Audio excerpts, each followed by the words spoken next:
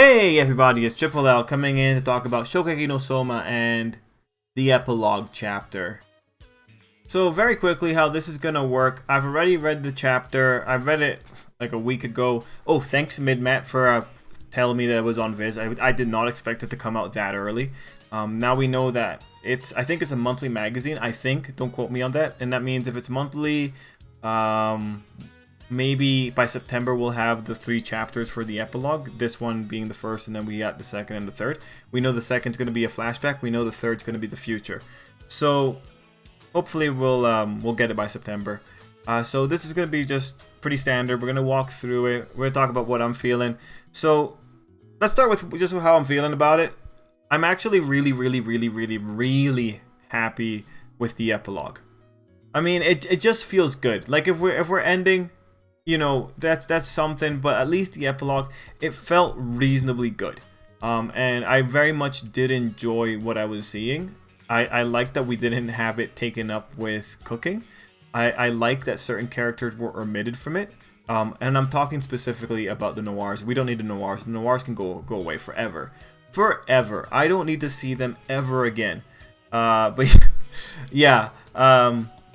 Overall, I felt happier reading it, and it made me feel better. Like,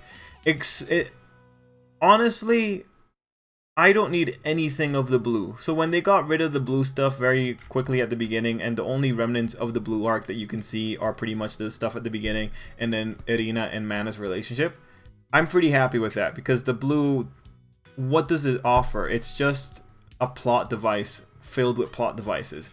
Asahi is a plot device, no matter how you look at it, right? It's not a great arc. It fell apart under its own. The hype for the blue and the build up for the blue destroyed the blue, right?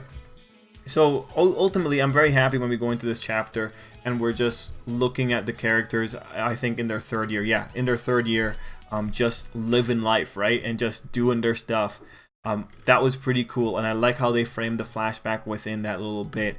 I'm all for it. You know, finding out that Irina was in fact the one that won, you know what? That's cool. That maintains Irina's character. Irina makes total sense that she can win it, especially when Soma makes the sacrifice to save Irina, right?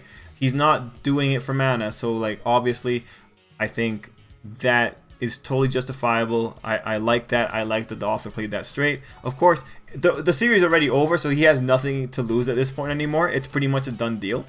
One thing I also really enjoy in the chapter is just seeing Soma in that flashback having fun. And actually, this was kind of odd. If you look at some of the panels, Soma looks really younger. It looks like he gained like a few years of his life back after the stressful edginess that was the blue, right?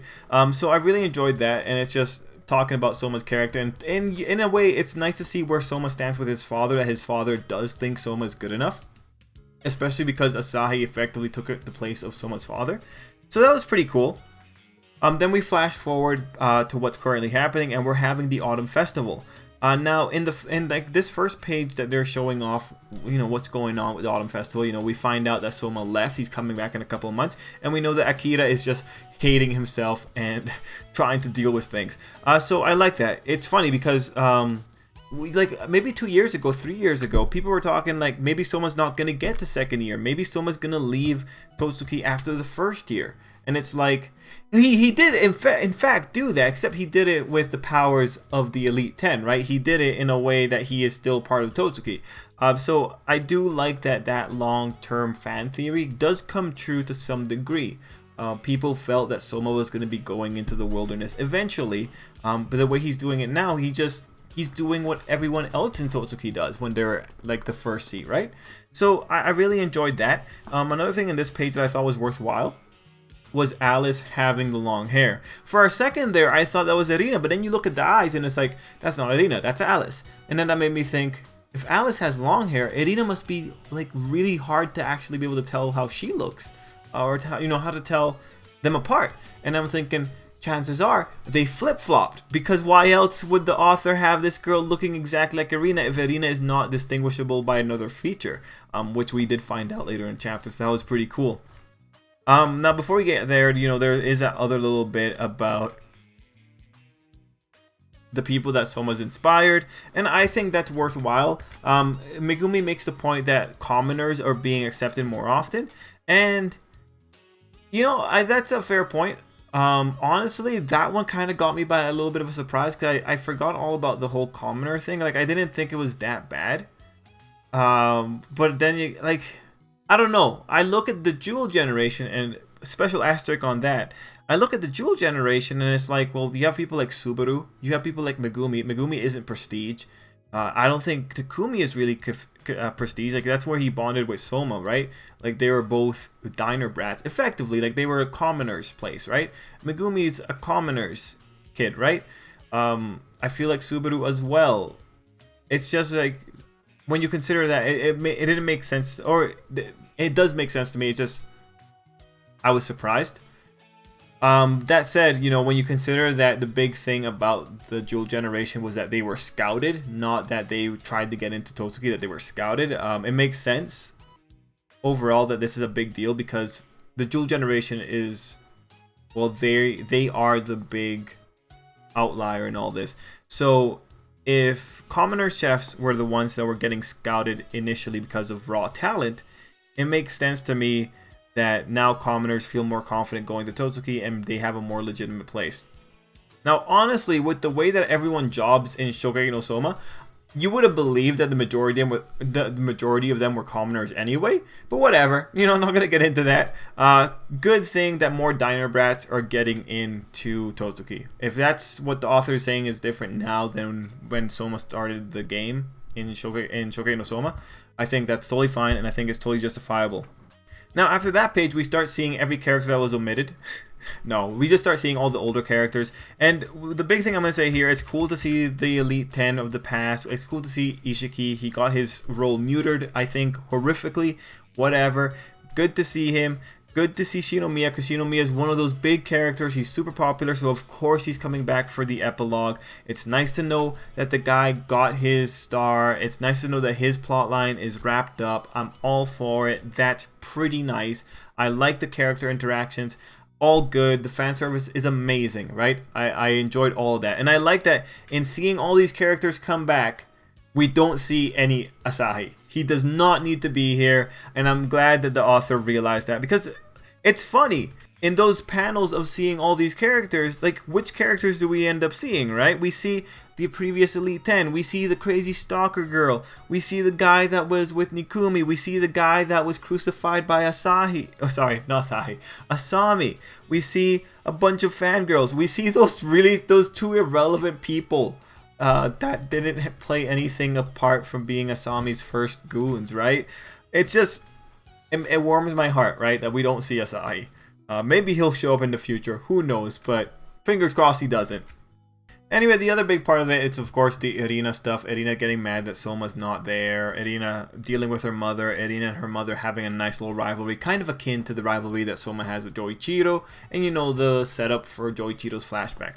On many levels, it's good. It's good stuff. And I'm ultimately very happy with it.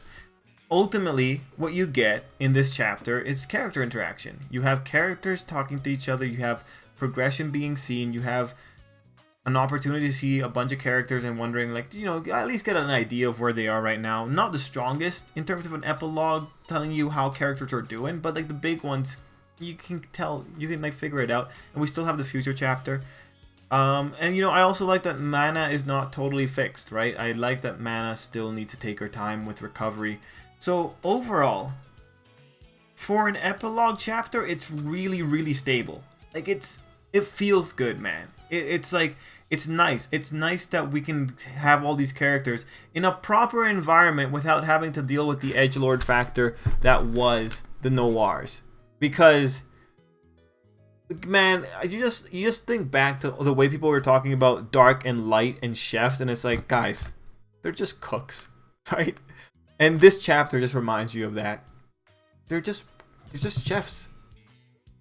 Their enemies are themselves. That's who the worst enemy in Shokugeki no Soma is. It's the person themselves.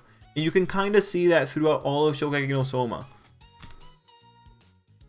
Well, you can kind of see that throughout Irina in general. Irina's the problem. Like, Irina's problems all come from her own capabilities.